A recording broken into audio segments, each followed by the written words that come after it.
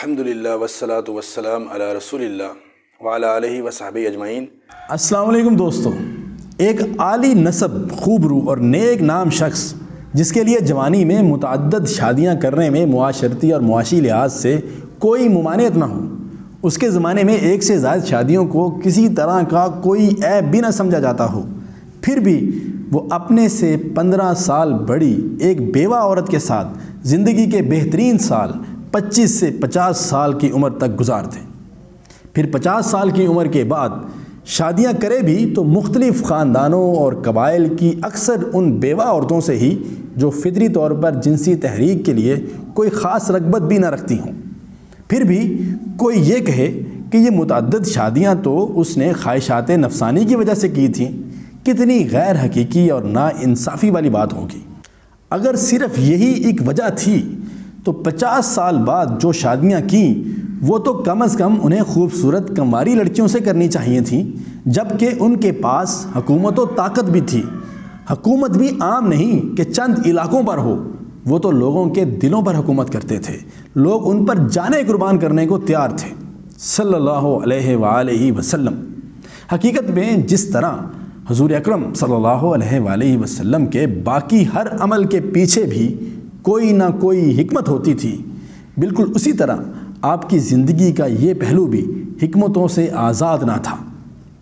حضور صلی اللہ علیہ وآلہ وسلم کی ازواج کی کچھ اہم حکمتوں کا تذکرہ پیش خدمت ہے۔ نمبر 1، اسلامی انقلاب کی وسعت تک پہنچنے کے لیے تعلقات کی وسعت اور مختلف خاندانوں اور با اثر قبائل کا تعاون ایک بنیادی ضرورت تھی۔ اس غرض سے حضور صلی اللہ علیہ وآلہ وسلم نے بہت سی شادیاں کی۔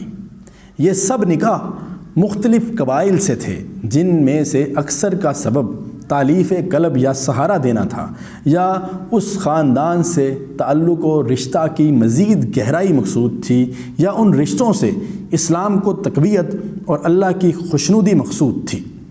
حضرت عائشہ رضی اللہ تعالی عنہا ایک ایسے محبوب ترین رفیق اور دوست سے رشتہ کی استواری تھی جس نے مکہ کے مشکل ترین دور میں آپ صلی اللہ علیہ وآلہ وسلم کا ساتھ دیا۔ معراج کی حیران کن خبر کی تصدیق سب سے پہلے آپ رضی اللہ تعالی عنہ نے کی۔ غار ثور کی ہولناکی تاریکی میں آپ صلی اللہ علیہ وآلہ وسلم کا ساتھ دیا، جس نے آپ صلی اللہ علیہ وآلہ وسلم پر اپنی ہر متاع عزیز لٹانے کی کوشش کی، جو آپ کے اولین جانشین ہوئے اور مزاج نبوت کی حامل صحابی اور رفیق رسول ہوئے۔ ان کے ساتھ رشتے کا تعلق قائم کرنا ان کے احسانات و محبت کا قلبی و عملی اعتراف تھا۔ اس کے علاوہ حضرت عائشہ رضی اللہ تعالی عنہا کے ساتھ شادی میں حکمت یہ تھی کہ آپ صلی اللہ علیہ وآلہ وسلم کے حرم میں کوئی ایسی چھوٹی عمر کی خاتون داخل ہو جس نے اپنی آنکھ اسلامی ماحول میں ہی کھولی ہو، پھر نبی کریم صلی اللہ علیہ وآلہ وسلم کے گھرانے میں آ کر پروان چڑھے تاکہ اس کی تعلیم و تربیت ہر لحاظ سے مکمل اور مثالی ہو، اور وہ مسلمان عورتوں اور مردوں میں اسلامی تعلیمات پھیلانے کا مؤثر ترین ذریعہ بن سکے۔ چنانچہ ہم دیکھتے ہیں کہ حضرت عائشہ صدیقہ رضی اللہ تعالی عنہا نے اپنی اس نو عمری میں کتاب و سنت کے علوم میں گہری بصیرت حاصل کی۔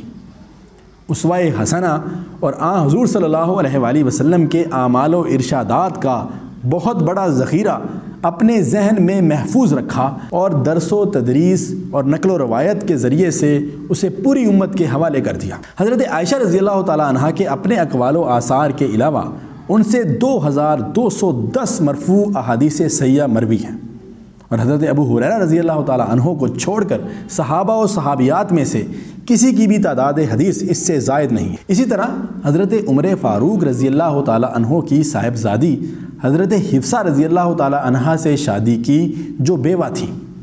ان کے شوہر خنیس بن حذافہ رضی اللہ تعالی عنہ جنگ احد میں شہید ہوئے تو حضرت عمر رضی اللہ تعالی عنہ ان کی بیوگی سے بہت پریشان ہو گئے، اور چند اکابر صحابہ کرام سے اس کا تذکرہ بھی کیا، لیکن انہوں نے اس کا کوئی جواب نہیں دیا، یہاں تک کہ خود حضور اکرم صلی اللہ علیہ وآلہ وسلم نے ان سے نکاح کر لیا۔ یہ رشتہ حضرت عمر رضی اللہ تعالی عنہ سے تعلق کا مزید گہرائی کا ذریعہ بن گیا، اور ان کی دل جوئی اور معاونت کا سبب بھی بنا۔ اس طرح اسلامی تحریک کے درجہ اول کی دو اہم ترین شخصیات سے حضور اکرم صلی اللہ علیہ وآلہ وسلم کے رشتہ کا قریب ترین تعلق پیدا ہو گیا۔ ظاہر ہے کہ نکاح برائے عشرت اس طرح کے نہیں کیے جاتے، یہ صریحاً تعلقات کی مضبوطی، گہرائی، امداد و تعاون، تالیف قلب، اعتراف خدمت اسلامی اور سہارا دینے کے لیے کیے گئے ہیں۔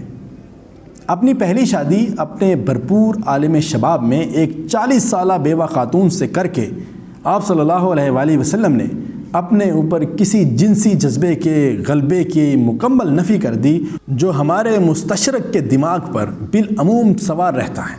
اور نمبر 2، متعدد شادیوں کی ایک ظاہری حکمت یہ بھی تھی کہ حضور صلی اللہ علیہ وآلہ وسلم کو ایک سخت ناترشیدہ قوم سے سابقہ تھا جو تہذیب و تمدن میں بہت پیچھے تھی اور جس کی معاشرتی زندگی بہت ہی غیر منظم اور بے ہنگم تھی۔ حضور صلی اللہ علیہ وآلہ وسلم کے پیش نظر اس قوم کی تربیت تھی اور ان کے گھروں تک اسلامی قوانین و تعلیم پہنچانے کا ذریعہ یہی امہات المومنین تھی۔ امہات المومنین ہی دوسری مسلمان خواتین کی تعلیم کا ذریعہ بنی۔ حضور صلی اللہ علیہ وآلہ وسلم کی ذاتی اور گھریلو زندگی کے معمولات امہات المومنین خصوصاً حضرت عائشہ صدیقہ رضی اللہ تعالی عنہا کے ذریعے ہی امت کے سامنے آئے۔ نمبر 3، پہلے جنگ بدر پھر جنگ احد میں بہت سے صحابہ شہید ہوئے، نصف سے زیادہ گھرانے بے آسرا ہو گئے، بیوگان اور یتیموں کا کوئی سہارا نہ رہا تھا۔ اس مسئلہ کو حل کرنے کے لیے نبی کریم خاتم النبیین صلی اللہ علیہ وآلہ وسلم نے اپنے صحابہ کو بیوگان سے شادی کرنے کو کہا۔ لوگوں کو ترغیب دینے کے لیے آپ صلی اللہ علیہ وآلہ وسلم نے حضرت سودا، حضرت ام سلمہ اور حضرت زینب بنت خزیمہ رضی اللہ تعالی عنہم سے مختلف اوقات میں نکاح کیے۔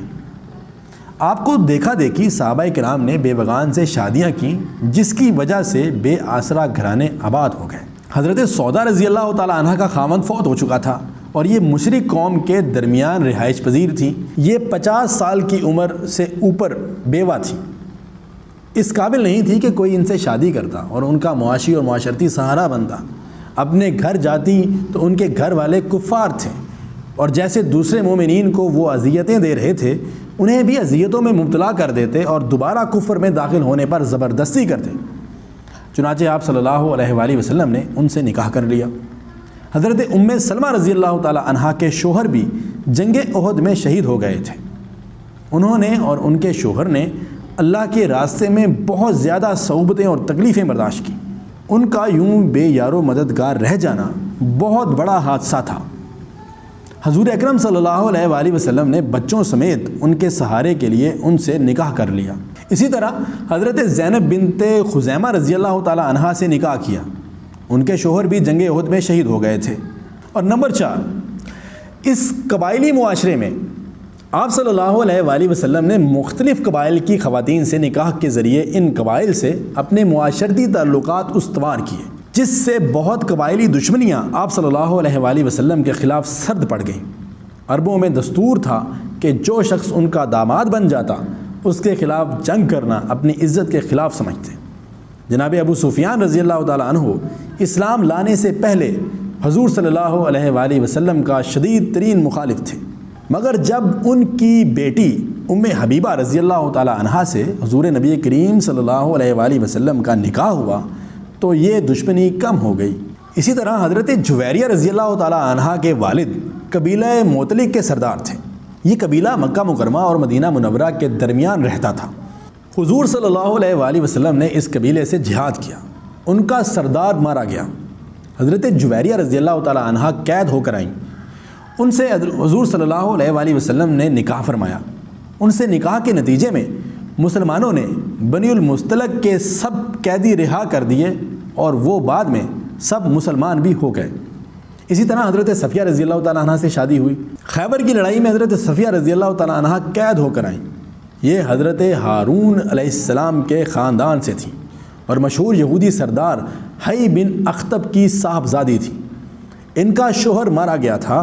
حضور صلی اللہ علیہ وآلہ وسلم نے ان کو لونڈی بننے نہیں دیا بلکہ ان کو آزاد کر کے نکاح کر لیا۔ ان کے ذریعے یہود کے قبیلوں میں اسلام کے اچھے اثرات پھیلے۔ اور نمبر 5، ان شادیوں کا مقصد یہ بھی تھا کہ لوگ حضور صلی اللہ علیہ وآلہ وسلم کے قریب آ سکیں، اخلاق نبی کا مطالعہ کر سکیں، تاکہ انہیں راہ ہدایت نصیب ہو۔ حضور صلی اللہ علیہ وآلہ وسلم کے نکاح کے ذریعے مختلف قبائل سے رشتے قائم ہوئے اور بہت سی قبائلی عصبیتوں کا قلع کما ہوا۔ اس کی ایک مثال میمونہ رضی اللہ تعالیٰ عنہا سے نکاح ہے۔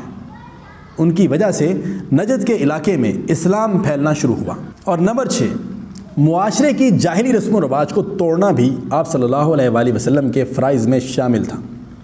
جاہلی معاشرے میں منہ بولے بیٹے کو حقیقی بیٹا سمجھا جاتا تھا۔ جو حرمتیں سگے بیٹے سے متعلق ہوتی ہیں وہی حرمتیں منہ بولے بیٹے سے بھی وابستہ ہوتی تھیں۔ اس جاہلی رسم و رواج کو ختم کرنے کے لیے اللہ نے آپ صلی اللہ علیہ وآلہ وسلم کا نکاح حضرت زینب بنت جحش رضی اللہ تعالی عنہا سے کیا۔ حضرت زینب بنت جحش رضی اللہ تعالی عنہا کا پہلا نکاح آپ صلی اللہ علیہ وآلہ وسلم کے منہ بولے بیٹے حضرت زید بن حارثہ رضی اللہ تعالی عنہ سے ہوا تھا۔ غرض حضور صلی اللہ علیہ وآلہ وسلم کا کوئی رشتہ ازدواج بھی محض نکاح کی خاطر نہ تھا، بلکہ اس میں بہت سی حکمتیں پوشیدہ تھیں۔ کوئی ایک نکاح ایسا نہیں جس نے اسلامی انقلاب کے لیے راستہ ہموار کرنے میں کوئی مدد نہ دی ہو۔ اس لیے بے شمار دینی، تعلیمی اور دیگر مصلحتوں اور حکمتوں کی بنیاد پر اللہ تبارک و تعالیٰ کی جانب سے بھی یہ اجازت خاص آپ صلی اللہ علیہ وآلہ وسلم کے لیے ہی تھی۔ محترم ناظرین، امید کرتے ہیں کہ آج کی اس ویڈیو سے آپ لوگوں کو نبی کریم صلی اللہ علیہ وآلہ وسلم کے مختلف نکاح کرنے کی حکمتیں سمجھ میں آ گئی ہوں گی۔ ڈھیر ساری دعاؤں کے ساتھ اجازت چاہوں گا۔ سیرت نبی کریم صلی اللہ علیہ وسلم کے سلسلے کو جاری رکھیں گے۔ جلدی انشاءاللہ اگلی ایپیسوڈ کے ساتھ ملاقات ہوگی۔ اپنا بہت سارا خیال رکھیے گا، دعا میں یاد رکھیے گا۔ اللہ نگہبان۔